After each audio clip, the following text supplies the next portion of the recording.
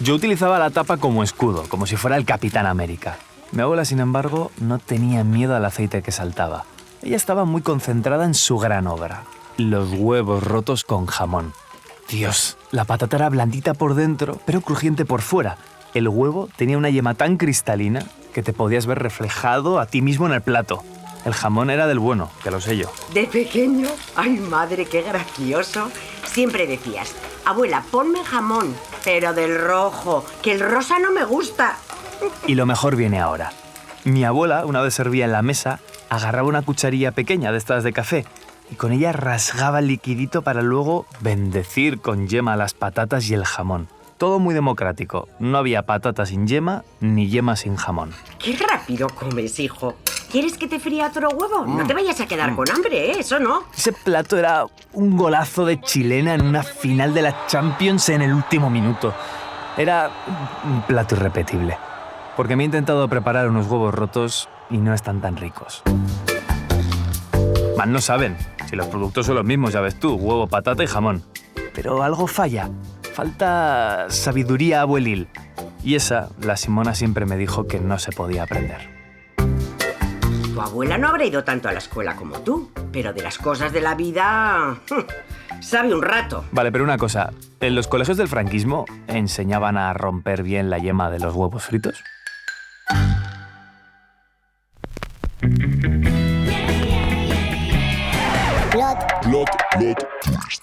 Plot Twist. Cómo España se quitó la caspa. Capítulo 6. Educación. Pues no es una idea tan descabellada. En las escuelas del franquismo había clases de cocina, de lavar, de coser. De ciencia igual no tantas. Eso es lo que me cuenta la historiadora Ana Santos. Yo recibí poquísimas enseñanzas sobre ciencia. Por ejemplo, la existencia de Darwin la conocí siendo mayor. En el colegio no se nos enseñaba esto, ¿no? Nos enseñaban labor, a coser. Hacíamos punto. Era una de las asignaturas, labores. Yo siempre la suspendía, porque es que me parecía, si yo no quiero coser. Labores, ¿eh? A ver, a mí me habría encantado que me enseñaran a cocinar y a coser en el colegio, porque aquí estoy, a mis 25 años, sin saber hacer unos huevos rotos decentes. Pero claro, a mí nunca me habrían enseñado eso en el cole, porque soy un tío. Y los colegios estaban separados entre niños y niñas. La que sí dio esas asignaturas fue la terapeuta Paloma Simón. Y la sufrió, ya de paso. Te preparaban para ser una buena esposa. Yo era fatal con la costura. A mí la monja me decía, hija mía, tiene la aguja 2 puntas para ti. Porque todas las cosas que tenía que hacer, entre otras cosas, tenía que hacer una cosa que se llamaba la canastilla. Eso suena bastante creepy. La canastilla era todo lo que tiene que llevar un bebé cuando nace. Nos pasábamos un año entero cosiendo cosas de la canastilla, que para mí era un espanto. Eso se llamaba labores del hogar y me ponían un 5 porque no me podían suspender porque era buena alumna. Para mí era horrible. Sacar buenas notas estaba muy bien, pero saber hacer una canastilla para el bebé, esa era la verdadera función de la mujer. Luego ya sabemos, la Constitución hizo de la igualdad entre hombres y mujeres un derecho y los suecos pusieron tiendas para que cualquiera pudiera montarse los muebles solo. No dudo que las clases de coser fueran muy estimulantes, pero es que además estaban todo el día hablando de Dios. Era además una propaganda muy subliminal. Incluso en los cuentos que leíamos eran vidas de santos, vidas heroicas, de personas sacrificadas, de personas convertidas a una causa en nombre de Dios. Ya estas ideas de sumisión a una religión, en los libros de bastante pequeños esto sí que ya existía. Vamos, que daba igual si eras chico o chica que de leer cuentos de santos en lugar de, yo qué sé, cuentos de Jerónimo Stilton, tú no te librabas. Y a ver quién se atrevía a quejarse, porque los curas y las monjas eran los capos. Las normas de urbanidad eran muy rígidas en el colegio, ¿no? Y cuando veíamos a una monja por un pasillo, no podíamos darle la espalda. Teníamos que pararnos, hacer una reverencia, dar unos pasitos para atrás y decir buenos días o buenas tardes, madre. Y una vez que ya había pasado, ya entonces tú ya podías andar. Y así pasaba. La educación basada en santos y costuras no daba sus frutos, y los índices de personas que no sabían leer ni escribir eran altísimos a mediados de los 60. Me lo cuenta la abogada Paquita Sauquillo. En el año 65, casi el 80% de mujeres que eran analfabetas, y se entendía que eras analfabeto solamente si no sabías firmar. En el momento en que tú podías poner tu firma, ya dejabas de ser analfabeto. Yo llevaba muchos juicios y entonces llevaba un tapón para que la gente pusiera el dedo, porque no sabían firmar.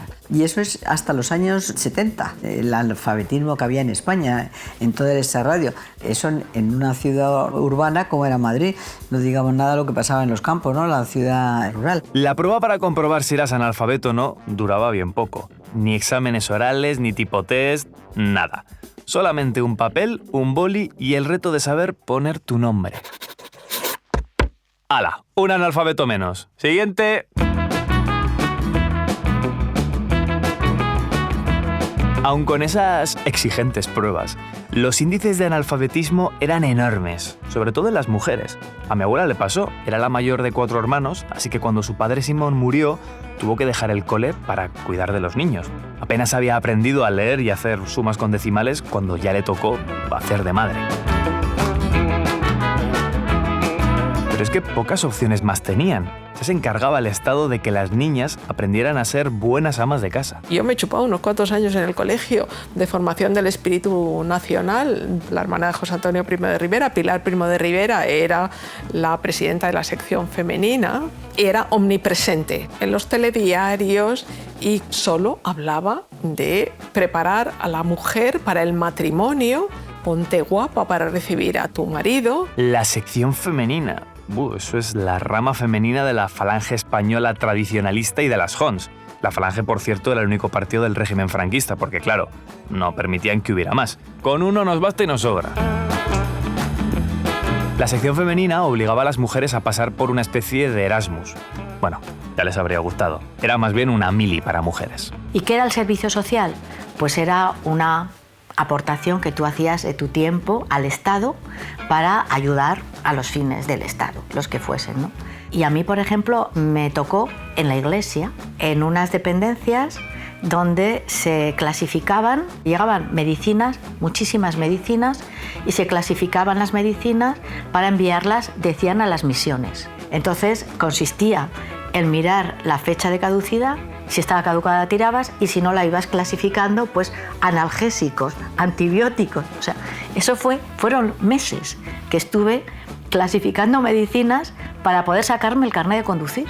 Porque si no hacías el servicio social, no podías hacer ningún acto administrativo. Odio cuando los adultos dicen, en mis tiempos...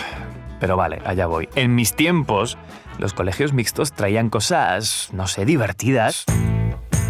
Que si a Calvo una chica le había dejado en el estuche una notita que decía me gustas, que si ningún chico era capaz de ganarle un pulso a Belén.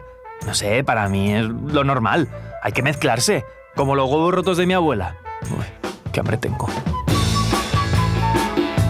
Pero en España los niños y las niñas estudiaron en colegios separados hasta los 70 más o menos.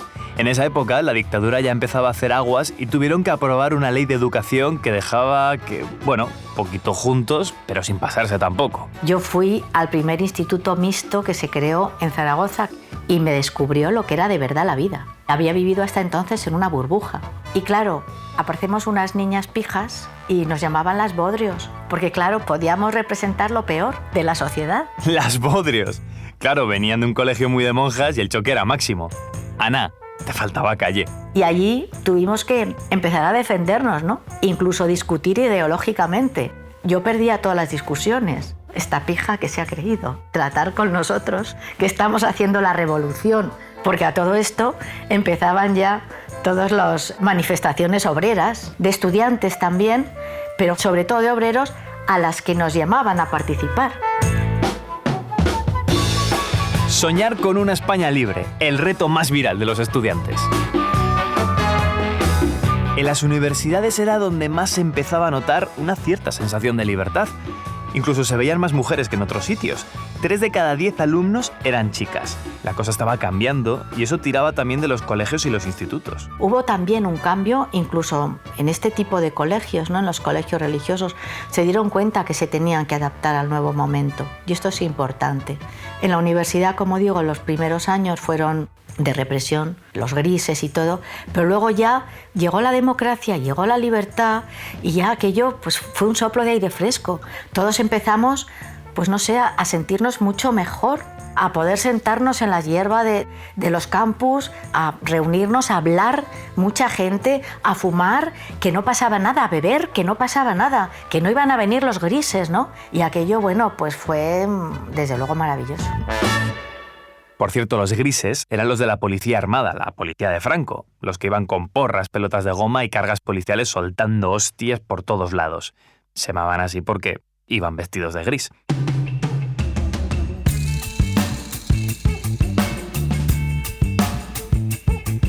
Y por fin, cuando llegó la Constitución en 1978, aprobaron el derecho a una educación básica y obligatoria para todos. El artículo 16 dice que España es un país aconfesional y por eso la enseñanza también lo es. A partir de ahí, la LODE, la LOGSE, la LOPEG, la LOE, la LOMCE y la LOMBLOE. Madre mía, de seguir así la siguiente se llamará la LOMBOARD. Estas leyes de educación de la democracia ya decían que lo básico y lo normal es la coeducación, o sea, niños y niñas juntos. Y las últimas leyes han incluido asignaturas pensadas para la convivencia y el civismo. Para eso que dicen, ¿cómo es? Fomentar valores, ética, educación para la ciudadanía. Todo eso. Esas materias habrían sido impensables en el franquismo, como era impensable lo de hoy, que España tiene un 100% de alfabetizados. Es decir, todo el mundo sabe leer y escribir. Poner tu nombre en un papel ya es una cosa que te enseñan con 3 años con lápices de colores. Azucena, Carlos y Paloma aprendieron fuera del colegio algo más importante que las canastillas y las vidas de los santos. Aprendieron a vivir. Mientras yo intentaba aprender a cocinar. Lentejas a la jardinera. Hombre, las de bote te hacen el apaño, no está mal. Migas a la pastora. Madre mía, o sea, la pastora me va a poner aquí de qué. Postre, arroz con leche. La Simona tendría que haber estudiado a Darwin y a Platón. Las derivadas, las divisiones con decimales y la tabla periódica. Pero como tantas abuelas, se quedó en lo básico y en las cosas del hogar. Sus huevos rotos no aparecen por ningún lado. Supongo que eran tan sencillos que nunca se vio la necesidad de anotar la receta en ningún papel. O al contrario, era tan difícil explicar por qué estaban tan buenos que ella asumió que con su muerte morían también los mejores huevos rotos del mundo. Supongo que es lo que ella llamaba sabiduría popular. Cosas que no se aprenden en el colegio. La escuela de la vida. Más sabe el diablo por viejo que por diablo. O mi frase favorita. Ay, Martín, cuando seas padre comerás huevos. No lo habría definido mejor.